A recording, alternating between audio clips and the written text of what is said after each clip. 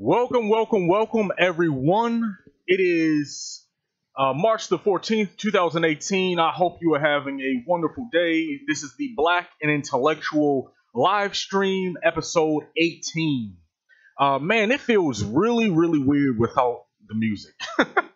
I've gotten so used to having that music, man, and it really kind of put me in the mood a lot of times. But we're gonna go along with it because I I was having some problems with the audio last show. I got it corrected. I just cut off the music last time, but it was acting real funky. So instead of having to deal with that in the future, I'm just going to from now on do the live stream without the music. So let's get started. I don't want to prolong the intro too long. I have a few stories that I want to talk about today. I want to talk about the unknown bomber as of right now in Austin, Texas. I want to talk about that. I want to talk about, which is an act of domestic terrorism. I want to talk about Rex Tillerson and the firing of Rex Tillerson, who is the former now Secretary of State. And I want to talk about Black Panther reaching $1 billion globally. And why that actually is important. I don't know that it's going to lead to the change that people want to see, but it's definitely an important milestone. So I want to touch on that too. So let's get started with the first story of the day. If let me see, make sure my levels look all right. My levels look like they're fine. Anybody that might be listening to this live, if you are having trouble hearing me right now, definitely let me know, and I will correct that if need be. But everything looks good to go, so I'm going to continue. So, so in Austin, Texas, a bomber is on the loose, and over the past week and a half or so, 3 unmarked packages have exploded after being delivered to the homes of 3 different people. The most recent victim was Hispanic, but the previous three victims were all black. And so far, the police have not determined the motive. So let me actually read this article to you. Give me 1 second. And like I do always, all of the articles that I use are linked in the description box of the YouTube video. And give me 1 second before I start reading the article. Give me 1 second and let me tweet out the YouTube link, because I get a lot of people who watch the Periscope show, but I'm trying to get channel people to the YouTube channel as well, because I'm trying to build out my YouTube channel as well. So all right, so that's good. That's good to go. That's cool. So let me make sure the image is correct. Hold on 1 second.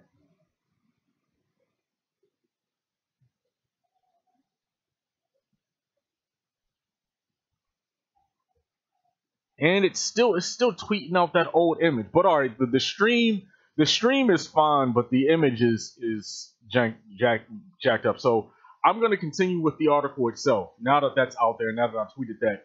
This is from NBC News. Okay, Austin, Texas on edge after spate of package bombs kills 2. So the Texas Capitol was on edge Monday after a spate of package bombings left 2 Austin residents dead and 2 others badly wounded.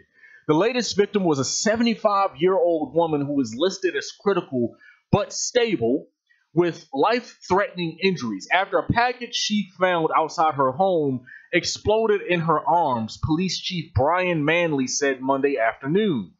The woman was hurt just hours after a 17-year-old boy the same day was killed and another woman was injured by another deadly delivery. Manley said both cases bear similarities to the death of Stephen House, age 39, who was killed March 2nd, by a package bomb that was delivered to his Austin home. And then Manley said, this is a quote, "This again is the third in what we believe to be related incidents that have occurred over the past 10 days. They are not ringing doorbells. Residents are coming out of their homes and finding them just on their doorsteps. Manley said it was too soon to say whether the incidents were the work of a serial bomber. And then he says, quote, but there have been patterns of incidents, he said. These are powerful bombs. So far, police haven't determined a motive, Manley said, but they aren't ruling out the possibility that they could be hate crimes. The most recent victim was Hispanic, as I mentioned earlier, and the other three victims were black. And then Manley says, we are not ruling anything out. Okay, so let me play this this brief audio from NBC News, and then I'll be back with my commentary.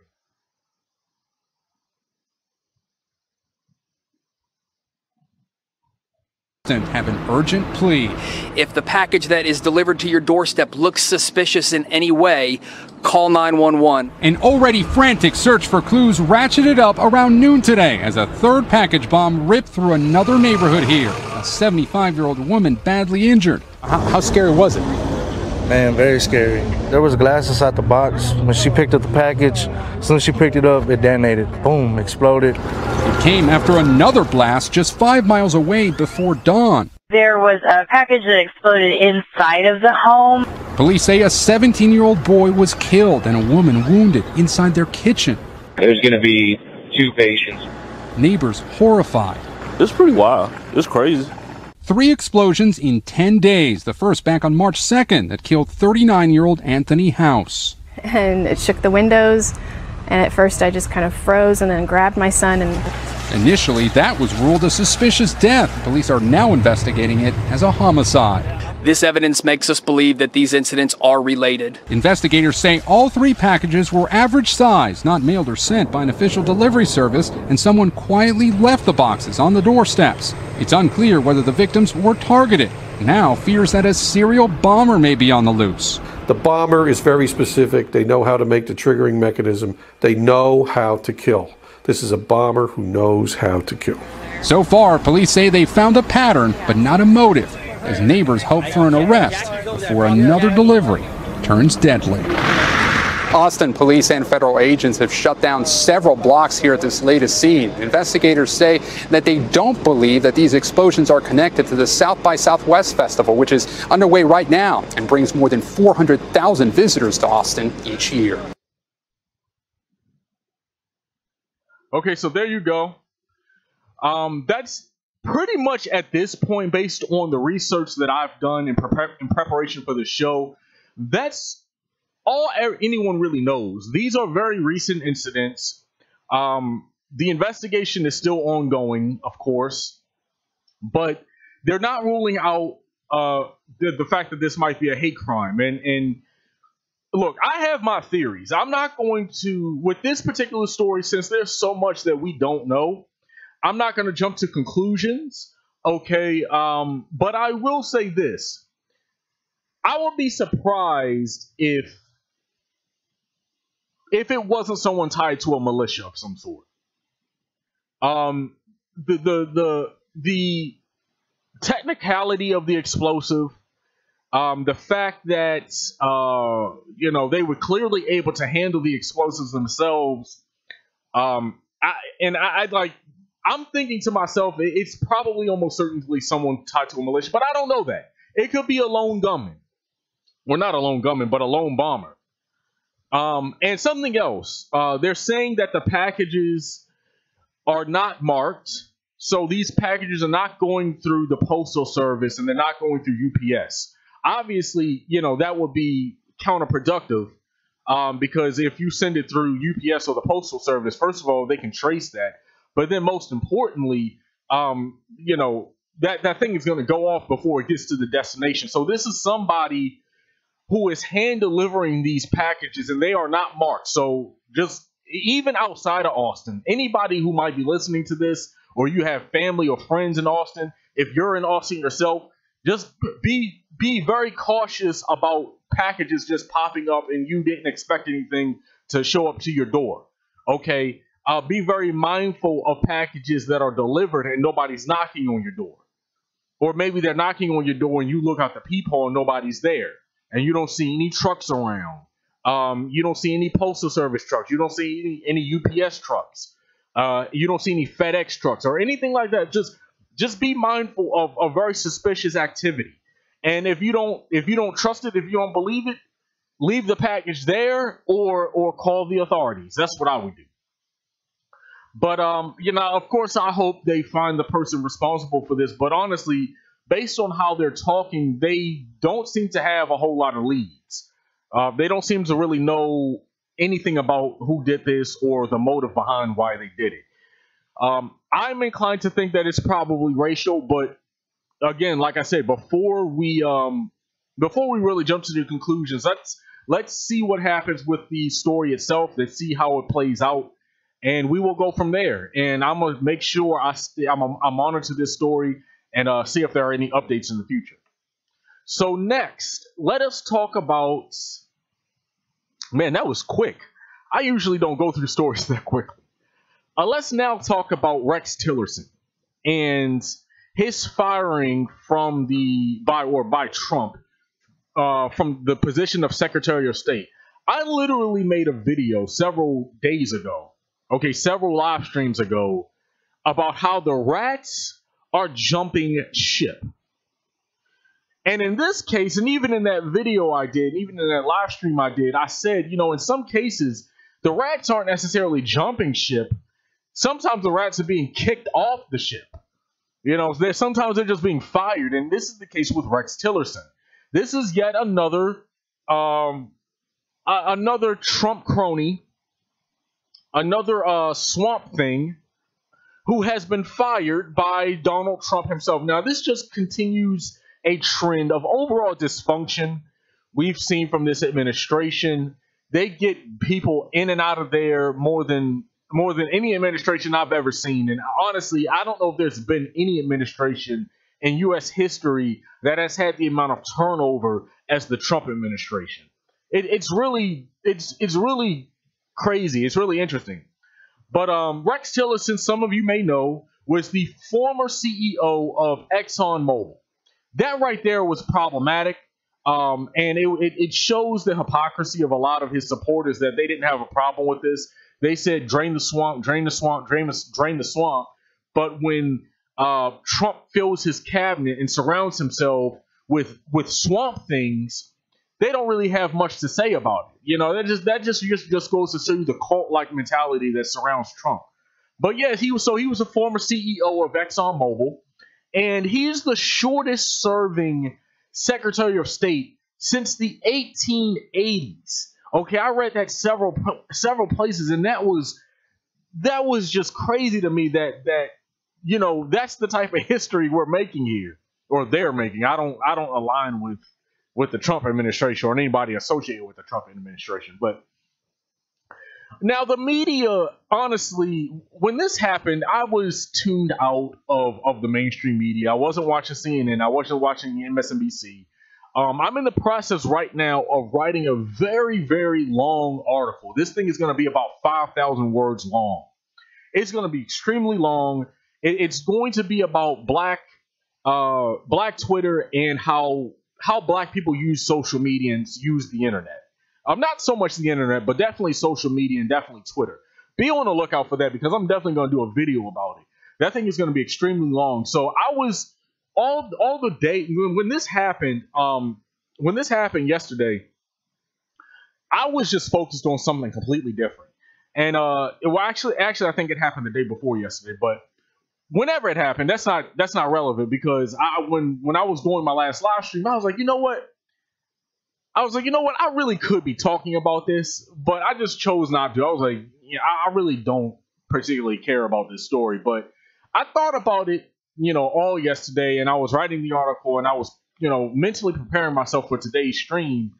And I said, you know what? No, I'm going to definitely talk about this, because, this is an important story. It's not a major story, but it's important. And it continues a trend of very convenient things happening in the Trump administration and around the Trump administration, involving Russia. Now, I'm not one of these Russia people. I don't think there's a Russia operative hiding under every stone. But I do think this administration is guilty of some form of collusion with Russia. I don't think Russia did anything to swing the election. Okay, now there is that story that I've mentioned before about how it came out that Russia got into some of the voting rolls of different states, and they might have done something to the voting rolls, but even that is not really certain whether or not they were actually able to do that. But they definitely hacked several systems in several states. We just don't know the extent to which that affected who voted for who and people's ability to vote. But there's definitely a close relationship that the Trump administration has with Russia that is extremely problematic.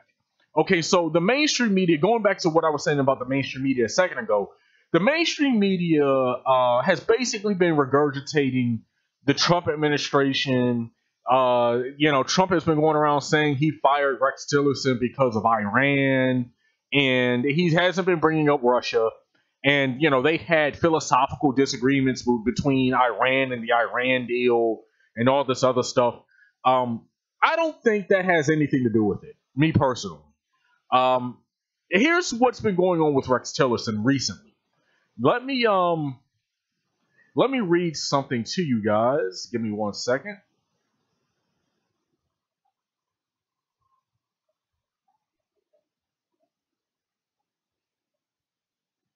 Okay, so this is an article that says Rex Tillerson has been fired.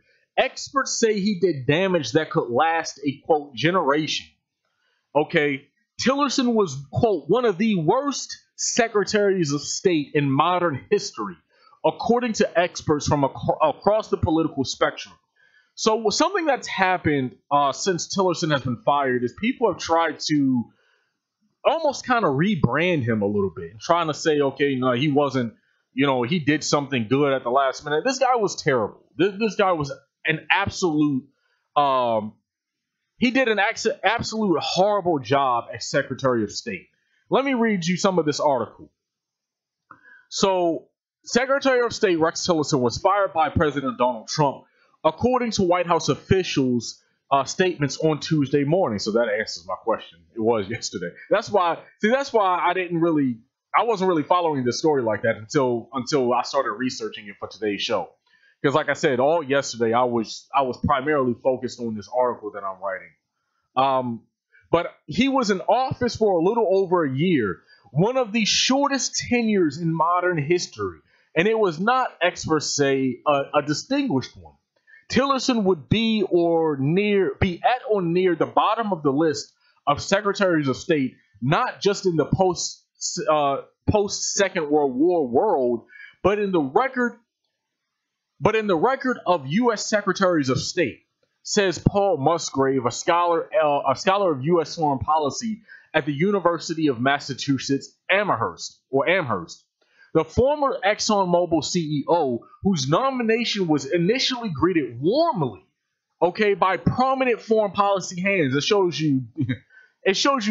I mean, they know a lot. Like they know foreign policy, but it just goes to show you how a lot of these people within the establishment will give their little seal of approval for very, very bad appointments and very bad people, purely because they want to basically flag wave and basically provide political cover for the administration that's currently in power at the time. In this case, we're talking about the Trump administration. So you had prominent foreign policy people who were like, yeah, Rex Tillerson is going to be good. Listen to what they said. They said he had major accomplishments. Okay, and they were saying he had major accomplishments before he got into this position. Once he left the position, he didn't have any major accomplishments while he was in that position. This is largely because he failed to wield any significant influence in internal administration debates over issues like North Korea or Russia, and in fact, actively alienated the president during several key policy debates. So this is the excuse they're using for why they let him go. His push to slash, quote, inefficiencies in the State Department and seeming disinterest in working closely with longtime staff were even more damaging. Under Tillerson's watch, 60% of the State Department's top-ranking career diplomats resigned, and new applications to join the Foreign Service fell by half, according to a November count by the American Foreign Service Association. Okay, this hollowing out of the Foreign Service, combined with Tillerson's inability to appoint people to vital positions like ambassador to South Korea, delayed American responses to major crises and weakened the State Department for a, quote, generation, okay, according to George Washington University's Elizabeth Saunders. Okay, so nobody wanted to work under him and nobody wanted to work in this administration, and people left in droves, okay, from the State Department. Okay, so yet scholars and foreign policy practitioners across the political spectrum agree that he deserves much of the blame, talking about Tillerson. Okay, so let me skip some of this. It's talking about how people were saying at first, remember people used to say Rex Tillerson was going to be one of the adults in the room? The same thing people said about what's his name? I can't think of his name right now, but everybody they said was going to be, you know, a adult in the room and keep Trump in check. They're either on the chopping block and potentially might get fired, or they're already gone, like Mattis himself. Okay, so this is definitely not good. Now let's talk about some of the reasons why he was fired. Rex Tillerson. Remember when Rex Tillerson called Trump out of his name? Let me actually pull up that quote. Let me see. Rex Tillerson, Trump quotes. I hope no ad plays. Some of these ads that had some of these websites have autoplay ads. Hold on one second.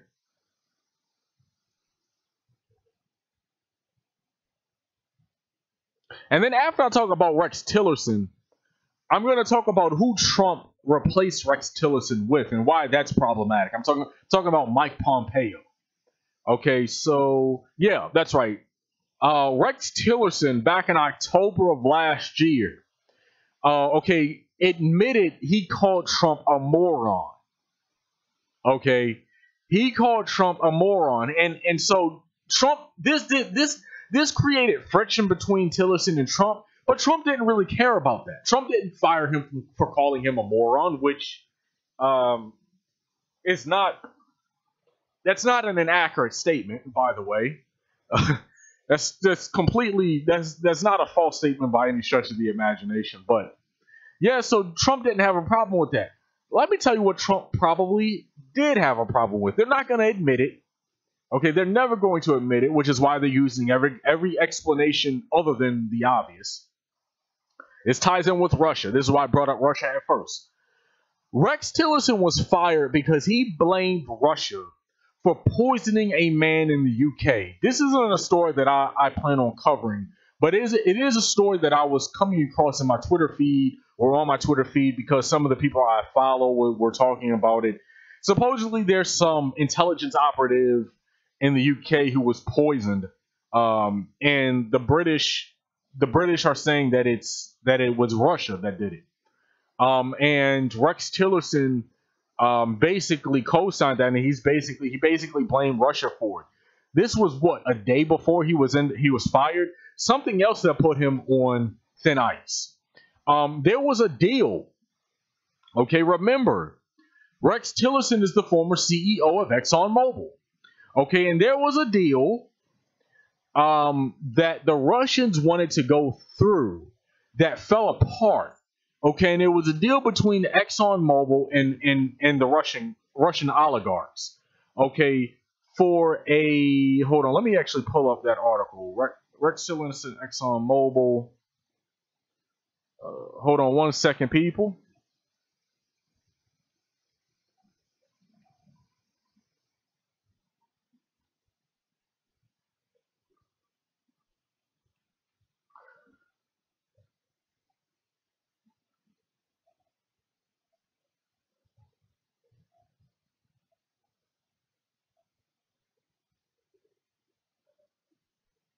Okay, so there's a deal, and I've heard different numbers from people.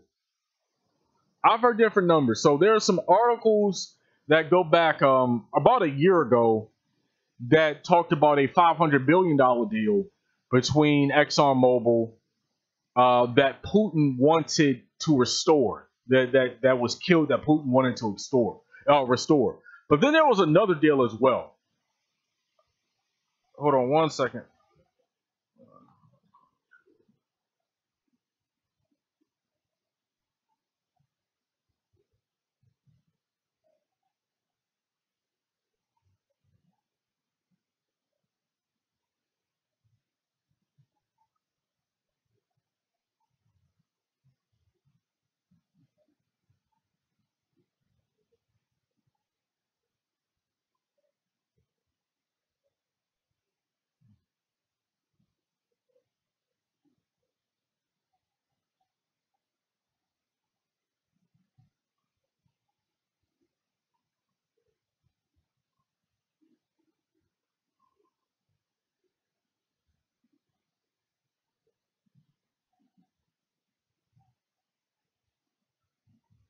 Okay, so this is from The Guardian.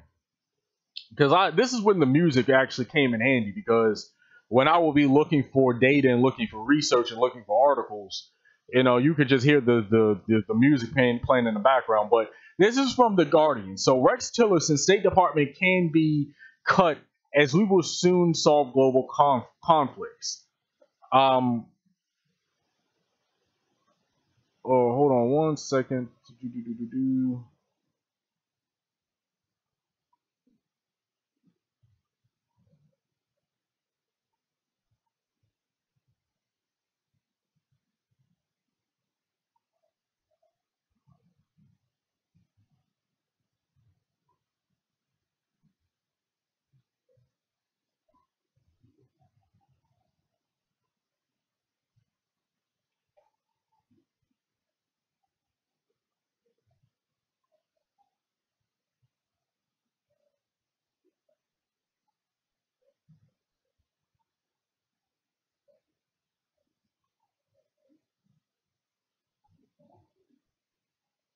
Okay, so I let go of that Guardian article because it wasn't telling me what I wanted to see. So I have another article from the New York Times. Rex Tillerson's company Exxon has billions at stake over sanctions on Russia. So basically, there was a deal that fell through that didn't work, and some people predicted when this happened, when the deal fell through, that Rex Tillerson was going to be gone. And they predicted it, and it happened. And then you had Rex Tillerson, who made his comments about Russia, literally a day or two before Russia and the chemical attack. I mean, literally a day before he was fired. This is honestly the real reason he's gone. Okay? This is the real reason that he was let go. And we just have to be honest about that. Let me see. Brits and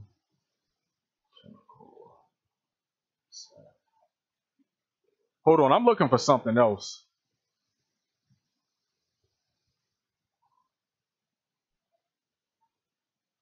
Yeah, so even the Independent was writing an article from like a day ago.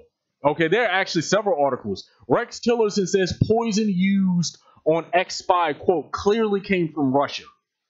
Okay, NBC News, UK spy poisoning clearly came from Russia, says Rex Tillerson. I just find it very interesting, and I'm not the only one who sees that this is happening, very conveniently, and the Russian government and Russian oligarchs keep popping up. Whether you want to talk about what Tillerson said about what's going on in the UK with this chemical attack, or whether or not you look at the ExxonMobil deal that didn't fall through. This is a very corrupt administration. Let's establish that first and foremost. Nobody outside of the biggest Trump sycophants, okay, nobody doubts that this is easily one of the most corrupt administrations we've ever seen. which is why even the whataboutisms that people used to like to throw out there with Obama when Trump first got into office. Well, what about this that Obama did? Or Obama did this, yada, yada, yada. You haven't heard that as much recently. Okay, and there's a reason for that because, there's clearly no similarity. There's clearly no similarity between, yes, some of the bad policies of the Obama administration and the blatant, clear and present armchair corruption of the Trump administration. Okay, and the scandal after scandal after scandal. There's so many scandals you can't even keep track of them. Okay, there's no comparison. And look, Obama, I'm critical of Obama, especially on his foreign policy. I'm critical of Obama in terms of what how he handled the state violence issue. But Trump is clearly way more corrupt than him, and George W. Bush was more corrupt than Barack Obama. The past two Republican presidents have been highly corrupt. And it's also interesting, and I'm going off on a tangent, but it's very interesting that both George W. Bush and Donald Trump came into office under very suspect voter suppression foundations. We all know what happened with George W. Bush in Florida and in the black votes that weren't counted in Florida. And the voter suppression for Trump was 100 times worse than the voter suppression in 2000 for that benefited George W. Bush. I just find that interesting too. The last Republican presidents were heavily aided by voter suppression, and you don't really hear a lot of people saying that. So, but yeah, Rex Tillerson is gone. There's nothing else to really say about that. He's gone. He's just another rat that's off the ship. But he was replaced potentially by someone a lot worse. And I don't think that's even potentially. He was replaced by someone a lot worse. That someone is Mike Pompeo. Okay, literally the former CIA director. Okay, we have the former director of the CIA sitting in the position of Secretary of State. Okay, President Trump, this is from Washington Post. President Trump surprised everyone Tuesday morning, and even apparently Rex Tillerson, and that's something else Rex Tillerson didn't even know. Word is he found out through tweets, okay, with his decision to replace the Secretary of State with CIA Director Mike Pompeo.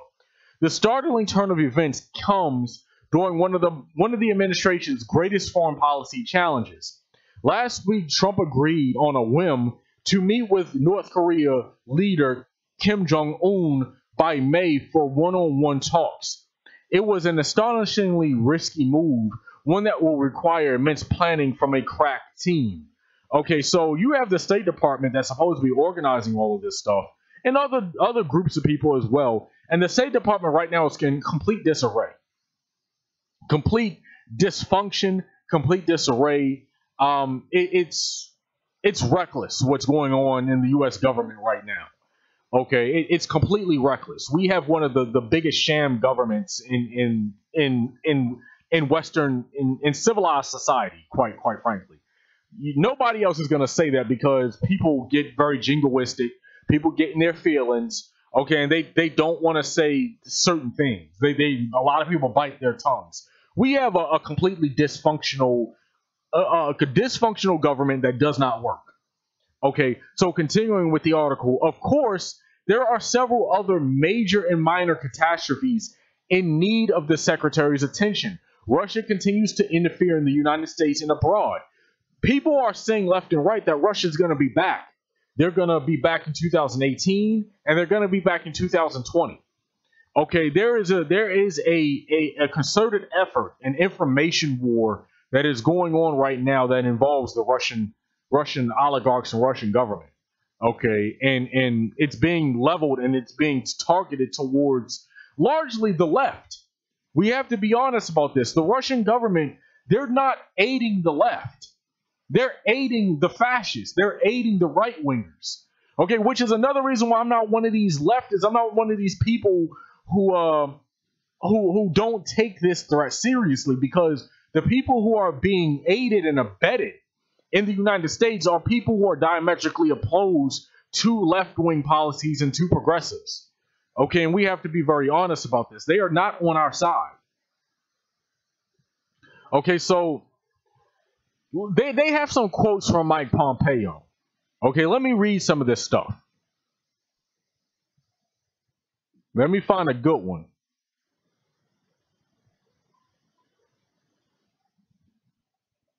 First of all, he was a Trump supporter, which shouldn't be surprising. I don't think that comes as a surprise to anybody. But the attempt, he said, the quote, the attempt to interfere in the United States is not limited to Russia. Okay, so he was answering a question about Cuba, and he said Cubans were, they were trying to interfere in the U.S. Who's talking about? What evidence is there of that? That Cuba is interfering in the United States elections? That just seems like that's completely out of nowhere. But again, they want to target Cuba too. And you guys notice one of the first things Trump did, foreign policy wise, when he got into office, was he destroyed the Cuba deal. Okay, he hasn't been able to really touch the Iran deal. Okay, but there was a concerted effort to destroy everything positive that Obama did in terms of foreign policy. And he did have a few good things that he did, like the Cuba deal, like the Iran deal. The Cuba deal has been nixed, and they're completely unapologetic about following this completely abnormal Cold War policy. It has nothing to do with the Cold War anymore, honestly. It's completely about white domination. It's completely about white supremacy. It's completely about maintaining this nonsense policy towards the Cuban government that at this point has nothing to do with anything anymore. So, Mike Pompeo, this is very dangerous, okay, because he's known for being a much more of a hardliner, and more importantly, he was replaced. The position that he held as CIA director was replaced by a woman who was involved in the torture scandal. I don't have her name right in front of me, but this is just not good, and we need to get these people out of office because they're making a mockery of the U.S. government. They're exposing the dysfunction in the U.S. government. They're exposing how much this government is ran on emotion, okay, and ran on nonsense. Like, this is just a nonsense government right now. And we need to get these people out of office. They're destroying America's credibility. They're destroying American institutions. They're causing more division in this country than has ever existed. The right-wingers like to blame Obama. They like to blame identity politics. The right-wingers love doing that. The right wing loves talking about identity politics. They love talking about identity politics is driving a wedge. No, what's driving a wedge are right-wingers themselves. They are projecting what they're doing. Obama is not causing a wedge by any stretch. He didn't cause a wedge. He didn't have it. It was Obama is a Kenyan Muslim, and that racist conspiracy theory, that's a wedge. The wedge that exists because right-wingers wanted it to exist. Point blank, period. The left has absolutely nothing to do with that. And the Trump administration is driving an even deeper wedge in this country. And to think that you have people on the left who want to cede that territory, who want to cede those talking points to the right wing, and basically say, let these white supremacists do what they want to do in government, and don't challenge them, don't call them out on identity when they are attacking other people on identity. And that, again, I'm going off on a tangent, but these people need to be gotten out of office as quickly as possible. So Tillerson is gone. Mike Pompeo is in. The rats are leaving the ship. The rats are being kicked off the ship, and this continues. And we're going to see more rats leaving the ship in the future. This won't end. Okay, this is too commonplace. So the last story I want to talk about. Is, hold on one second. Sometimes I get caught up talking about these stories, and I'm not paying attention to the streams. So I don't know. Half the time, I don't know if the stream is still going. Apparently, everything still looks good.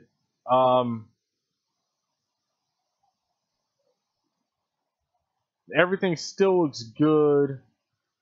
Let me send. Let me actually hold on one second, family.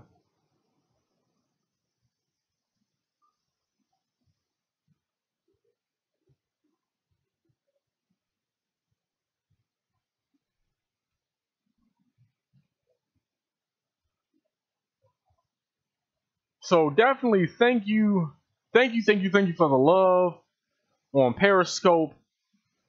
I really appreciate it. The last story I'm going to be talking about, okay, is Black Panther. Black Panther, this past weekend, the 4th weekend in the theaters, okay, not only was it number 1, which is actually a record, okay, because no film has stayed number 1, or I don't want to say that because I might be wrong about that. I want to say it's a record that no film has been number 1 for 4 straight weeks, okay, in the box office. And this week, the 4th weekend, not only did it stay number 1, but it crossed $1 billion. I want to say I saw some numbers that said it crossed $1 billion in 26 days. Okay, so this is incredible. I actually went to see the movie again with my family this past weekend, and I was shocked. And actually on Box Office Mojo, it's at $1.1 billion right now. It's made $565 million domestically and $535 million in the foreign box office. So this is very important. And I know some people are like, you're not getting that money, Brian. Why are you so happy? That $1 billion is not going to you. That's going to Disney. That's going into white people's hands. I'm not excited because the money isn't going to the black community.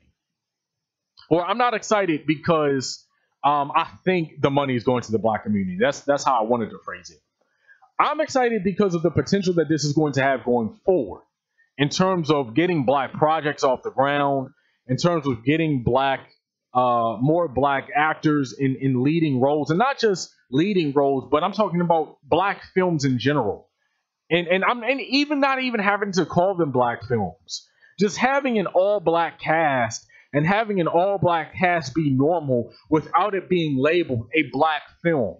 You see, what happens is when you don't see people calling all white movies with all white cast white films, and they don't do that because white films are the norm.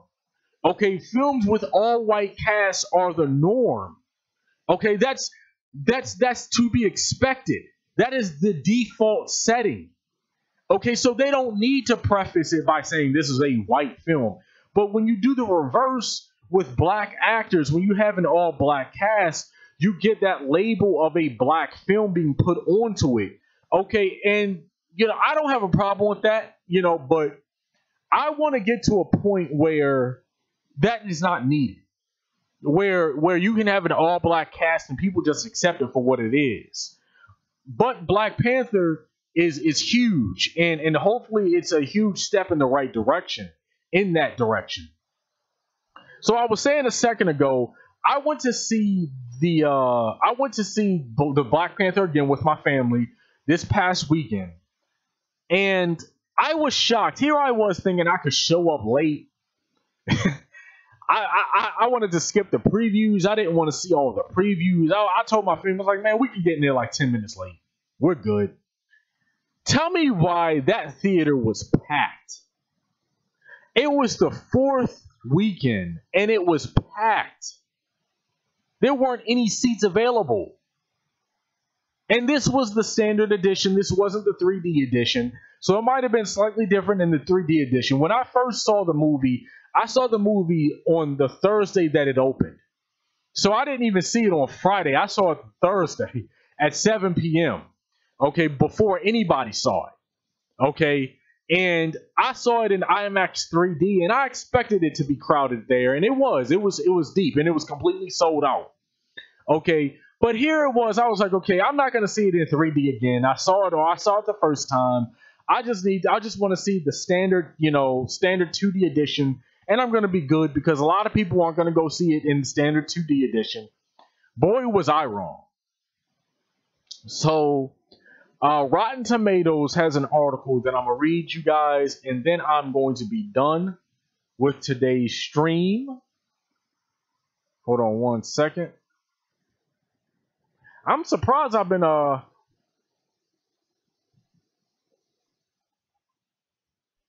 So goddamn Can says 3 projects have already been greenlighted behind this budget. More to come. Yes, definitely. They've already given the green light to future projects. I know for a fact that they have already come on and said there's going to be a Black Panther 2. Like that's to be expected. Not only do I want a Black Panther 2, obviously there's going to be a Black Panther 3. And I hope there's more, actually. Honestly, they're talking about a Black Widow movie. What I want to see is I want to see them try to find a way to fit Nakia, Lupita Nyong'o's character, into the Black Widow film. And make it something of a team-up movie. I hope they do that to any way they can fit Wakanda into any of the future movies. I'm all for that. So I definitely want to see that. But yeah, so let me read this article from Rotten Tomatoes, and then that's going to be the end of the stream. How long have I been going? Okay, so I've only been going for 48 minutes. Oh yeah, that's right. I started at 12:30. I was thinking I started at 12. I started at 12:30. So, where's that article at? So yeah, so box office. Black Panther smashes $1 billion with 4th weekend at number 1. Okay. Box office king Black Panther became the first film since all-time champ Star Wars The Force Awakens to hold the number 1 spot for 4 consecutive weeks. So, okay, so it wasn't a record breaker. It wasn't a record breaker.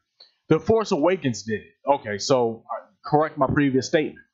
But even that is still a huge... Like, The Force Awakens was huge. Like, that was the beginning of a new Star Wars trilogy. The first Star Wars trilogy in like, what, a decade? And it had all of the original characters, at least some of the original characters, back, which is something people have been expecting since, what, 1983? When The Return of the Jedi came out? So, The Force Awakens was huge. Okay, so you would expect something like that from a movie like The Force Awakens. But for a movie like Black Panther, that's a big deal. That's not a small thing. That's not a small issue. Okay, so the Marvel sensation also shattered the $1 billion global mark thanks to continued success around the world in its opening and its final market of China, which was sensational. I think it'll say it in the article. In North America, Panther declined by only 38% to an estimated $41.1 million, boosting the domestic haul to $562 million. A lot of people believe that Black Panther will be the number 1 domestic grossing movie when it's all said and done. Let me pull up Box Office Mojo.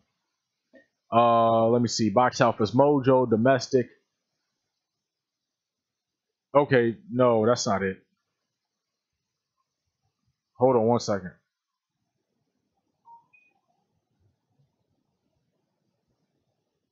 Okay, so not all time, not in terms of all movies. Correct my previous statement. People are saying that it's going to be the number 1 superhero movie, which is still huge. So not all time. I don't think it's going to be, what is it, Avatar? I think Avatar is at like, Avatar all time domestically. No, okay, no, it's not Avatar. It's The Force Awakens. The Force Awakens domestically all time is at $936 million. Damn. That's a lot of money. The Force Awakens by itself almost made $1 billion domestically. It's not going to do that, but at least in terms of superhero movies. Okay, in terms of superhero movies, a lot of people think it's going to beat The Avengers. The Avengers currently holds the record of $623 million. $623 million domestically. Black Panther is at $565 million. Okay, so Black Panther is currently number 2 all time. It beat The Dark Knight. It supplanted The Dark Knight. Okay, in terms of superhero films. And so that's a big deal. Like, so I know a lot of people, some people were critical of Black Panther. Me personally, I'm looking at it from the point of view of a black director, black writers, all black cast. You really can't go wrong with this movie. You know, yeah, people are gonna nitpick, and people are gonna find things to complain about. I think some people are taking the movie way too seriously. Because you know, if you can't be happy about the Black Panther and all of the black people behind Black Panther, you know, what are you going to be happy about? You know, some people I feel like are going out of their way to find problems with the movie. Don't get me wrong. There are criticisms. The movie is not perfect. Okay. And I definitely love the debate around the movie. Okay. But the movie was a win. Okay. The fact that you have a movie called Black Panther, and even I remember when I re-saw the movie this past weekend. Y'all remember when Killmonger went into the spirit realm and to talk to his father? And you saw, I missed this the first time. I saw it the second time. There is a picture of Huey Newton, okay, one of the original Black Panthers, hanging on a wall, okay, in the spirit realm, which was supposed to be representative of that apartment complex that his father was killed at. There's a picture of Huey P. Newton hanging on the wall. I missed that the first time. Like, this is a win for the community because of some of the messages in this movie. Okay, so I'm not going to bash the movie. Yeah, I respect the opinions of the people who are critical of the movie, but I view the movie as a win. And I anticipate future movies, future Black Panther movies, but I'm worried about something. I'm worried about whether or not the success of Black Panther was a little overextended. Because typically with these superhero movies, the sequels like Black Panther 2, Black Panther 3, the sequels do better and perform better than the original. And what I worry is that this movie is doing so well, the first movie is doing so well, that with Black Panther, we may actually see the opposite. So the future movies might actually do a little bit worse. Especially if this hits like 1.5 billion. I don't know if it's going to hit that much. I think it's going to start to fall off a little bit. I think it's going to do around 1.3, 1.4. Okay, but it's huge. It's a huge movie. So let me actually continue with this article from not Box Office Mojo. What happens? Okay, from Rotten Tomatoes. Okay, it also jumped up two spots on the all-time domestic blockbusters chart, leaping over Rogue One and The Dark Knight in the process, and is now the number 2 superhero movie ever behind the Avengers, which I mentioned a second ago. Overseas, the pressure was on for Black Panther to deliver in its last market of China, and boy did it. The Wakanda Smash debuted to a stunning $66.5 million there this weekend, which was the 4th largest opening ever for the Marvel Cinematic Universe in China. Okay, now speaking about China, and I'm going to say this and then I'm going to end this stream.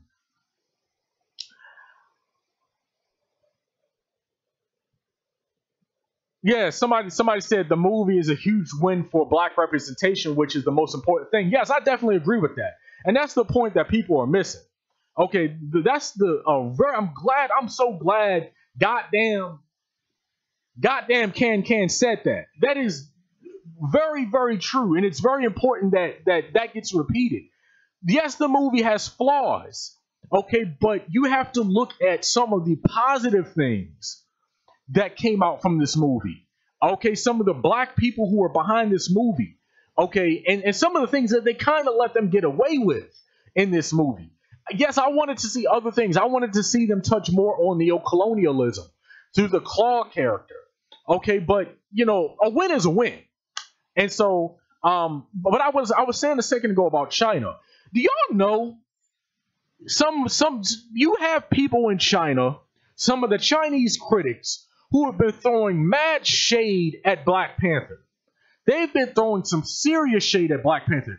I read one quote. I don't have it right in front of me, and I don't want to take the time to find it. But I read one quote from one of the Chinese critics or moviegoers. I don't know which one it was. Who was like, the movie hurt. Watching the movie hurt his eyes. And I'm like, oh really? Like, y'all feel that way? Y'all really feel some type of way about this movie? Like, I get the impression that some of the Chinese moviegoers were a little triggered when they saw Black Panther. You know what I'm saying? Especially when they were calling the Europeans the colonizers. And yeah, they were saying in reference to Europe. But you know what China is doing in Africa right now, right? China is over there in Africa right now as colonizers. So I'm sure they felt some type of way about that. You know what I'm saying? So some people in China were throwing shade, but then I saw other people in China who were like this. They liked the movie. There were two Chinese moviegoers who were kind of crushing on Michael B. Jordan a little bit, and I thought that was real interesting. And that's probably why you're getting some hate too. You know, you have these proud black, you know, these black men and black women, and you know, you have China, which, you know, they act a little funny style about that, especially when it comes to black people. And I was wondering how they would respond, how some of them will respond to the sex appeal of some of the black male actors and black female actors in Black Panther. I always wondered about that, and you know, so you gotta kind of read between the lines with some of these Chinese critics throwing shade on the movie, and you have to kind of wonder what their ulterior motives might be. But anyway, regardless of that, the movie in China is probably going to cross $100 million, which is huge. It had the 4th largest opening in China, which is huge. So the notion that black movies don't travel is bunk. It is wrong. It is BS. So we can stop using the old, you can't make movies too black. Black Panther was black as hell. It was one of the blackest movies I have, from a comic book perspective. It's the blackest comic book movie of all time, easily. And the movie, even compared to a lot of other black movies, it was even blacker than some other black movies. It was blackety black. You know what I'm saying? So that's gonna be the end of today's stream. Definitely tune in on Friday. I will be back at either 12 or 12:30. I'm not entirely sure. Follow me on Twitter @_blackintellect. Follow me on YouTube. Definitely, I'm trying to get my YouTube subs up. Definitely follow me on YouTube, and follow me at my blog www.blackandintellectual.com. Be on the lookout for a new article that I am writing on Black Twitter. It is going to be huge. It is going to be very representative of Black Twitter and all the people on Black Twitter, all of the ideas on Black Twitter, all of the themes on Black Twitter. You have not seen. This article that I'm writing is going to be like 5,000 words long. It's going to have multiple sources. You have not seen a write-up on Black Twitter representative of the most powerful, the most influential, the most groundbreaking a community of people on the internet. And quite frankly, in Black history, you have not seen a write-up like the one you are going to see about what I have prepared for you. This thing is going to be long. It is going to be complex. It is going to be deep. It is going to talk about Black Twitter in a way that only Black media can. Okay, so this is why we need Black media, because we cannot expect and we cannot wait for other people, for other groups of people to talk about our community and talk about our issues the way that we do. So I hope everybody has a nice day. it's a beautiful day out where I'm at. Get out, get some sun, and yeah, just check in on Friday, and that is going to be the end of this stream. Have a nice day, family.